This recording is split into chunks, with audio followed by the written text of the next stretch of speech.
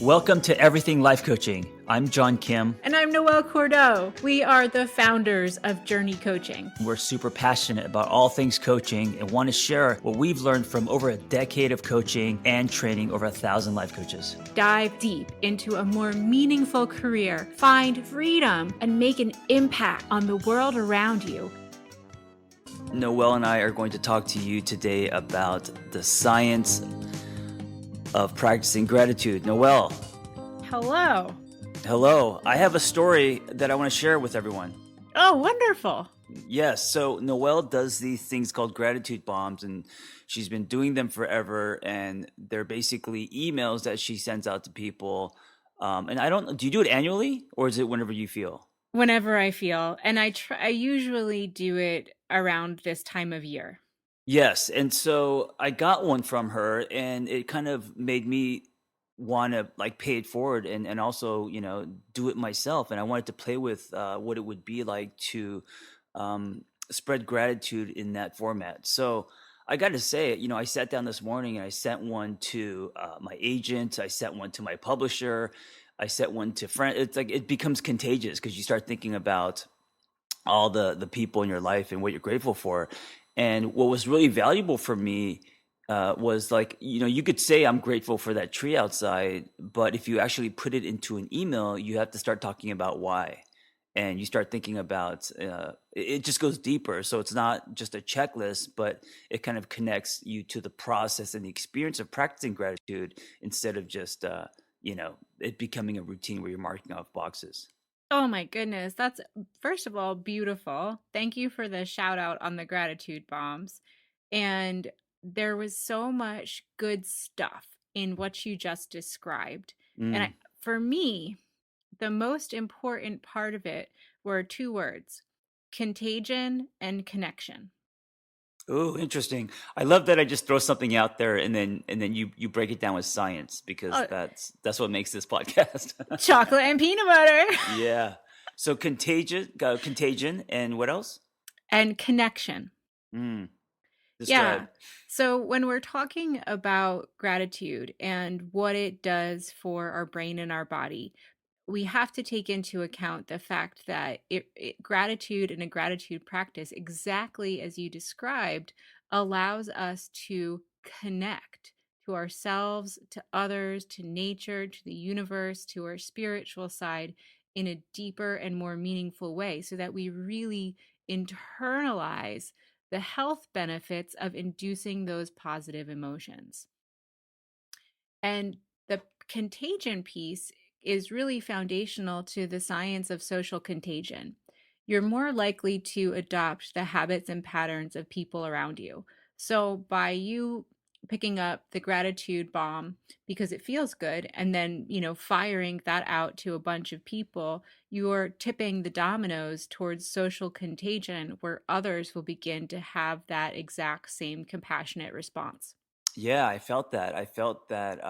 When you start thinking about what you're grateful for, with one person or one relationship or one thing in your life, it can start to have a ripple effect where, it becomes, you start thinking about more. They're like little links in the chain. Mm-hmm. Very much so. And another thing that you said was really getting specific with what you're grateful for and really getting specific in the act of thanking people. It's too surface to just say, oh, I'm thankful for the sunshine.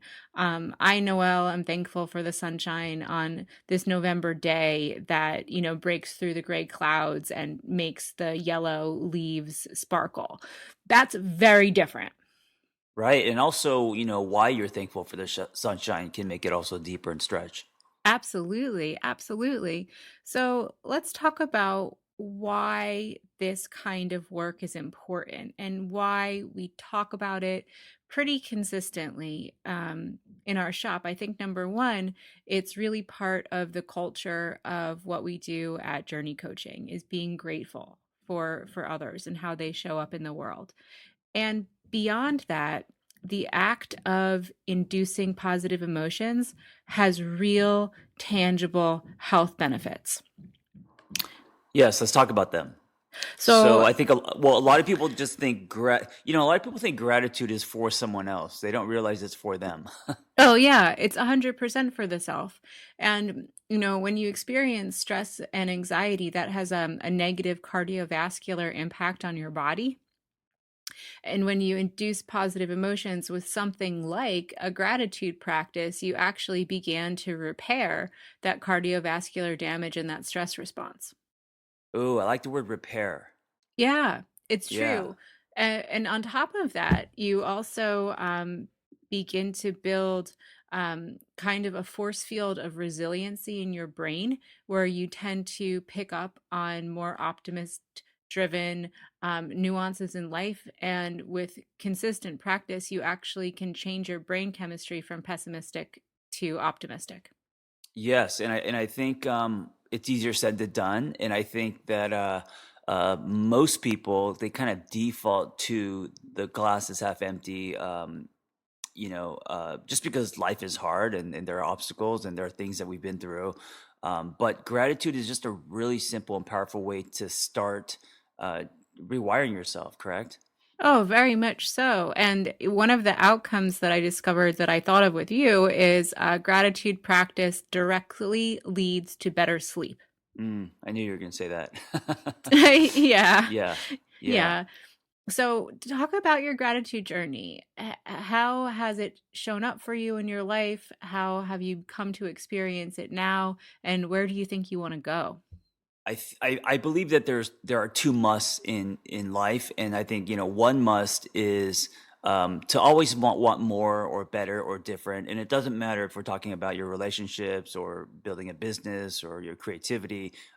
That keeps people unstagnant and unstuck, and we are evolving and growing and stretching.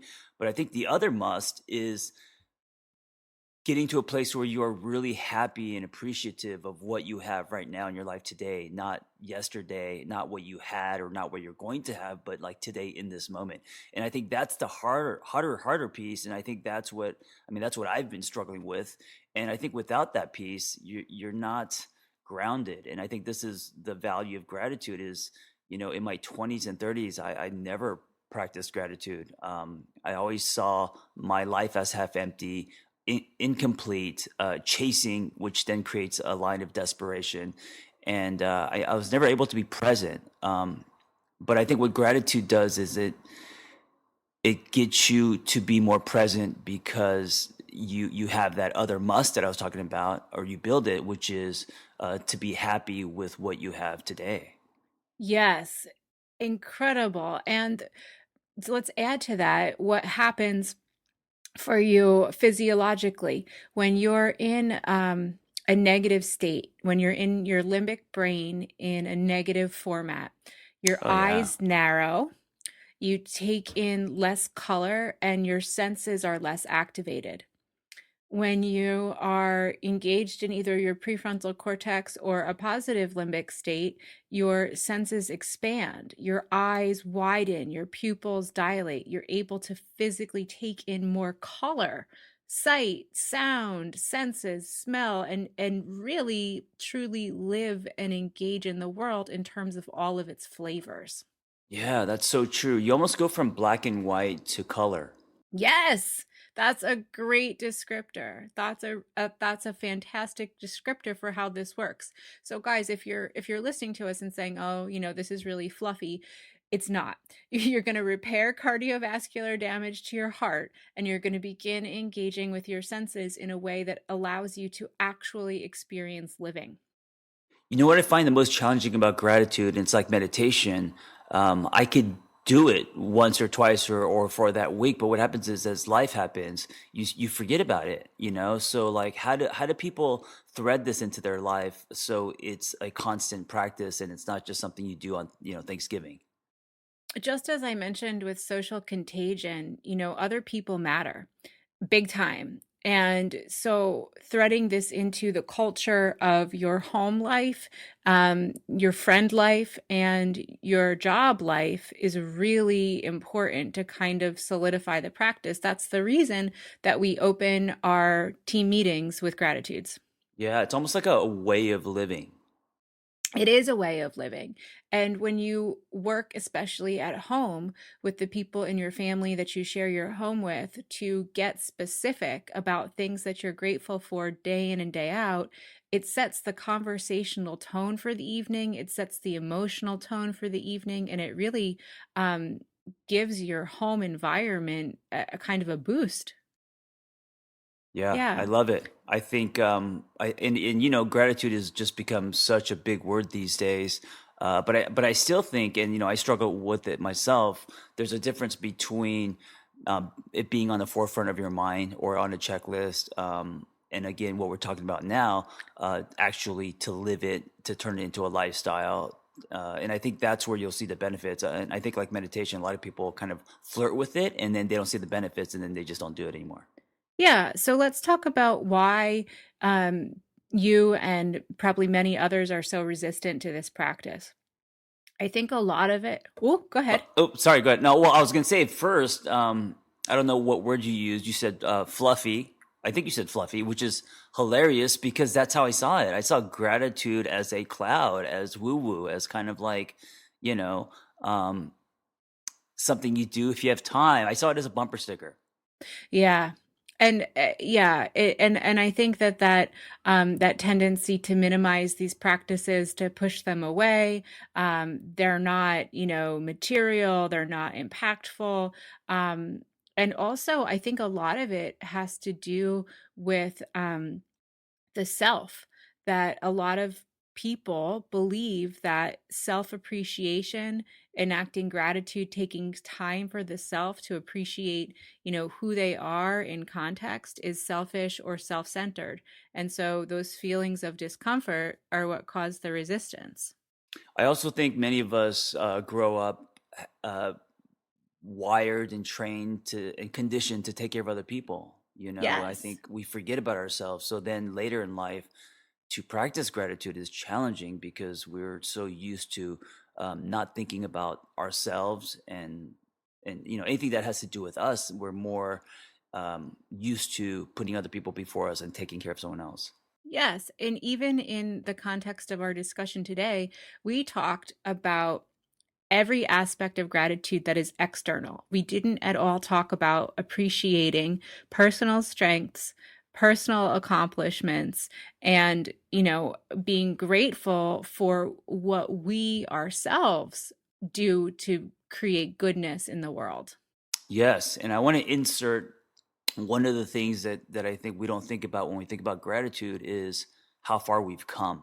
Meaning Mm. our story. You know, it's easy to look outside and be grateful for the sun and for, you know, the coffee in your hand and all of that. But when it comes to our stories, most of us, you know, because they're lined with shame and all the stuff that we didn't want to happen, it's very hard to get to a place where you are grateful for all the, you know, transitions and the pain and the rebirth and all of that. But I think that can be really powerful. And I think there's also, social conditioning in different cultural aspects and different gendered aspects to not brag, to not take up space, to not stand, on our own accomplishments. I know for me, that has been an extraordinary journey of moving from feeling like I couldn't take up space in the world, literally as an anorexic, to, you know, getting to a point in life where I am proud, confident, and really excited about owning the work that I do. Yeah. How do you know the difference or when you are, you know, when it's coming from kind of an arrogant ego place or if it's coming from a self-love place? Well, I think that's tricky with ego work. There, it's like anything, one piece of cake on your birthday is great.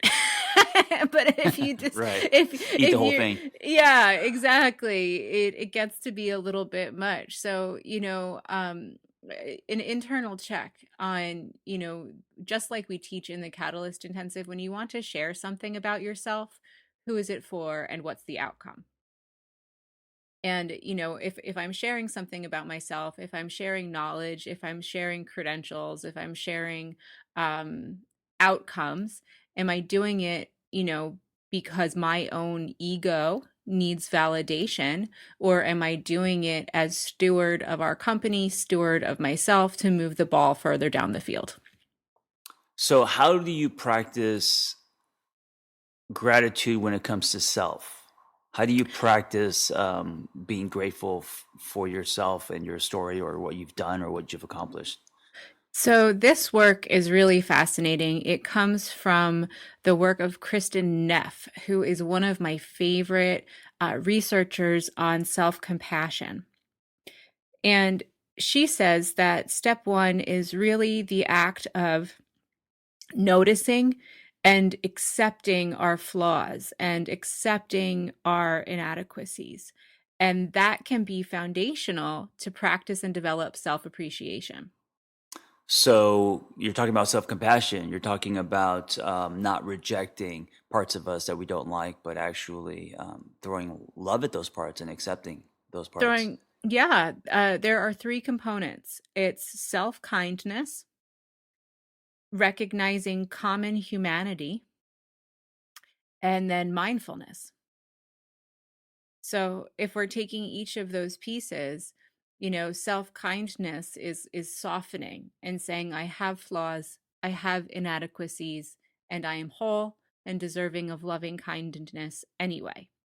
The humanity piece, I think, is truly the most powerful part of this, and it's the understanding that every single one of us is flawed with inadequacies, all of us. And we all struggle to hide our inadequacies, and we all struggle to, keep them in the dark instead of ask for help, essentially. Well, so knowing that others are struggling with this too makes you feel less alone and makes you feel it normalizes you. It normalizes you, and in a moment of suffering, you can connect to all of humanity and understand that what you are going through is part of a universal experience of being human. Yeah, going from the I to we, that Mhm. makes it really powerful. Yeah, and then mindfulness brings it all home with really just as we were talking about before, dropping down, being present, and then turning the dial to begin expressing appreciation for our good qualities, just as we would with a friend. Yeah, it's one of those things that they say, which can be difficult, is to treat yourself as you would, a good friend or someone that you really love and respect and appreciate, which is hard to do. That's really hard to do, and I wanna talk about that for a little bit because it's really layered. It's really, really, really layered. I have been having conversations with a lot of my, female identifying friends, around what it means to, as a woman, say, "Hey, guess what? I'm not gonna be responsible for somebody else's happiness. I'm just gonna be responsible for my own." How does that land for you to say, John, I just want you to be responsible for your own happiness and nobody else's? Do you think it's true or possible? I think it's hard. I think, I think it's true because I don't. I mean, to be responsible for someone else's happiness is like I don't even know if that's possible because because you can't give someone happy. It's I feel like they have to build that or discover that. That's a journey that they have to go on. What I struggle with is in relationships, intimate relationships. To not be responsible for someone else's happiness, and then when someone's not happy, how that affects you, and then people are then suddenly are taking each other hostage because of their unhappiness. I think that's 100% universal in modern times. And I think that the reason we fight so hard with this concept within intimate relationships, and that is the number one thing that torpedoes our happiness, let's be honest, is the cultural and societal focus on the binary. That is, whether no matter how you identify it, that the primary couple is two people and that is the be all end all, where humans used to live in tribal systems where everybody had different roles. Yeah, so it's like this idea of not just putting two people in the pressure cooker, like then there's less weight on each other, and you're talking about finding happy as a tribe, right? Spreading it out to friends and networks and other parts of your life, so everything isn't just dependent on your partner or vice Yes. versa. Yeah. Yes, and the recognition that the pressure for everything to be focused on the singular partner is too much for Yes, I anyone. mean, in my world, that's called enmeshment and codependency. Yes. Yeah, and it feels amazing, but you're setting yourself up for a fall because now there's no boundaries and it's two people kind of becoming one. Yes. And in many ways, enmeshment and codependency can be blockers for presence and gratitude. Oh, absolutely. That's a really good point. So Hmm. if you're in a relationship where there's a lot of enmeshment and codependency and control and jealousy and all that, that actually could prevent you from practicing gratitude and self-compassion, everything we're talking about. It could. It could. And so, for those of you guys who are listening, what I'm thinking about is the martyrdom aspect of codependency, where you have a hard time attaching to what you as an individual want in life and will martyr your needs for someone else. So if someone's experiencing that, what do you think would be like a first step they can do? Awareness is the key to everything, and I think it's not just a simple 1 2 3 process. I think it's the act of noticing, okay, I'm having a really hard time attaching to being present. I'm having a hard time attaching to pleasure and gratitude in my life, um, and I don't like the way that I feel. And once you get to the point of I don't like the way that I feel, that's when the examination begins of what's in this bucket Yeah, of mud. I like where we're going with this because it's something that a lot of people don't talk about, which is some of the stuff that could be happening underneath that's preventing you from practicing gratitude or Yes. being in that state. y- Yes. And I think this is a really great time to introduce the thing that I was most excited about bringing to our listeners today, which is the Nikon reflection. Yes, this sounds amazing. I've never heard of this, and this actually is this is really interesting. Yeah. So, gratitude, as you said, is really commercial at this point. It's fluffy. And when I was doing this research, I discovered just there's such a beautiful world out there of work around this. So, Nikon therapy is a structured method of self reflection that was developed in Japan in the 1940s by a Buddhist minister. So, literally translated, it means looking within. And this is something that, yes, was established with Buddhist tenets, but regardless of religious belief or affiliation, this is for you. So the questions are that you think about the specific people in your life. And so following Thanksgiving, going into the holiday run, this is a really great time to drop down and work on this in terms of your family and in terms of the people in your life. So um, number one, let's say, I'm going to take my mom as somebody that I want to focus on. And I'm going to think about a specific time in my life. So, say when I was a baby, 0 to 6 years old, and I'm going to contemplate, what did my mom give to me from 0 to 6 years old? What did I return to this person? What did I return to my mother in terms of giving? And then the third piece, which was super interesting to me, is what trouble did I cause this person? And that last question really fleshes it out from the perspective of engaging with humility. Yes, I think we should all. You have to be careful with that question too, because you could also drop into a place of shame. you Yes, know, it's true. It's true. So if I'm really going there and I'm saying, okay, what did my mom give to me? She kept me alive. She provided me with, shelter, love, care. She stopped work. She took care of me. She played with me. She loved me. What did I return to her? Just from looking at pictures of myself when I was a kid, I know that she experienced great joy that she had this little baby, who was wonderful and cute. And so I brought her, great joy. And then, what trouble did I cause my mom during that period of time? I know it was lonely. I know she was home by herself. I know that my dad was at first kind of resentful that he had to be the sole breadwinner because she wanted to stay home. And so there was trouble caused by me.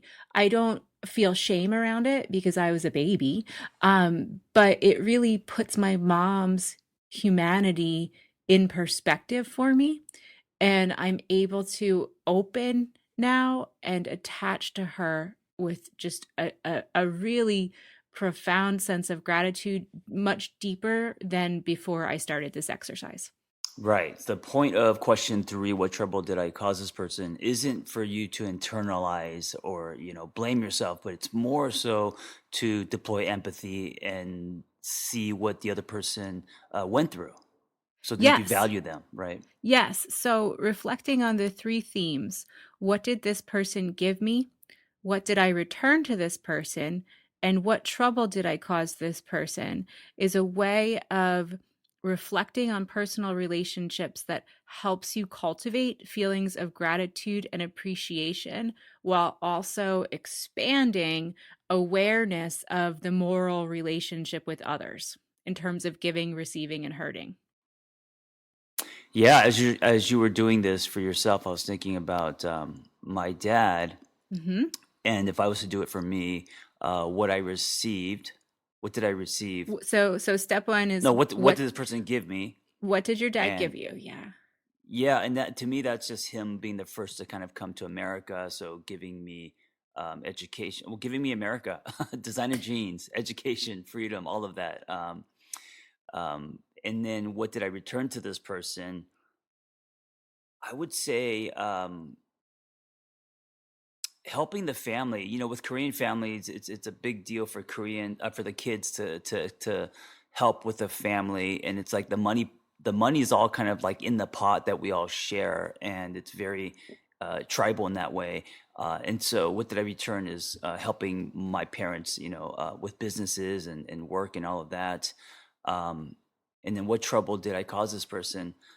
I I think not being appreciative of all the hard work and how much they did to come here, and especially in the '70s with racism and all that, um, and just taking things for granted, like Mm. them buying me things and all of that. How do you feel right now? It makes me really appreciative of my life today, because they work for them was just like labor, 16, 17 hours a day is cooking or pulling phone cables. So because I don't, my work is not labor, it makes me appreciative of that. And also just me being here. If it wasn't Mm. for them coming here, with the $500 and the suitcase and a dream, I don't know where I would be or what I would be doing, but I wouldn't have the privilege of being in America. Did you experience any level of softening as you went through the exercise? Sure. uh Softening in thinking about my parents, and because usually when I think about my parents, I go to low EQ, not a lot of hugs, not a lot of emotional milk or I love yous, like my quote unquote American friends had growing up. Um, but thinking about it this way makes me appreciative of all the good stuff, the hard work, the courage to come here, um, buying me things like skateboards and designer jeans and stuff that I wanted so I could fit in, like all of that. That's really beautiful. And, as I'm listening to you talk, I'm smiling. And because you're painting a picture with your words and your story. Um, and you gave us just this beautiful description of gratitude. Yes, and I need to practice it often. Yes, Yes, right. yes. So guys, it's important to tell you that so this year we just closed our last cohort for the Catalyst Intensive, and we're going to be starting up again in January 2020 with our first cohort of the new year. So if you love this science, if you are a regular listener, if you've been thinking about becoming a coach and you would like to join John and I in gratitude for the work that we do, please take the time to speak with me about the program before the year ends. If you don't make a change in your life, you're going to stay in the same place. Yes, absolutely. And know that as you embark on a career of helping other people, that process in itself is going to produce gratitude because of all the amazing stories you're going to help people with. Yes, your story causes ripples, and your clients cause ripples as they become better at spreading joy in the world as well. Absolutely. All right. Thank you, guys. Keep practicing gratitude, and hopefully we'll see you in class. Have a great day. Thanks for listening to Everything Life Coaching. If you're feeling the draw to become a coach, head to journey.co/everything to explore a new career that brings fulfillment, gives you a true sense of purpose, and a strong community to do it in. We created Journey Coaching to equip you with the tools, training, and community you need to attain your goals. Join Journey Coaching and begin your journey towards personal freedom and a transformative state of growth today. That's JRNI.co/everything.